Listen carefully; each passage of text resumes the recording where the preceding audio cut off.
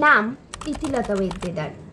আজ থেকে ঠিক ৮০ বছর আগে তিনি বেথুন কলেজ থেকে স্নাতক পাশ করেছিলেন, কিন্তু কোনো ডিগ্রি পাননি, কারণ তিনি ছিলেন একজন বিপ্লবী। তিনি এন্ট্রান্স পরীক্ষায় ভালো ফল করেছিলেন এবং উচ্চ মাধ্যমিকেও তিনি মেয়েদের মধ্যে প্রথম এবং সবার মধ্যে পঞ্চম হয়েছিলেন। ৮০ টাকার বৃত্তিও পেয়েছিলেন, যেটা ছিল সে সময়কার একটা বিরাট সম্মান। প্রীতিলতা শুধু ভালো ছাত্রী ছিলেন না, তিনি ছিলেন এক লড়াকু যোদ্ধা, যিনি লাঠি ছোড়া চালাতে জানতেন, বাঁশি বাজাতে জানতেন, আর জানতেন দলকে নেতৃত্ব দিতে। পড়াতে যাচ্ছি বলে তিনি চিরতরে ঘর ছেড়েছিলেন, কারণ ঘরে থাকলে সেদিন হয়তো পুলিশের গুলিতে তাকে শহীদ হতে হতো।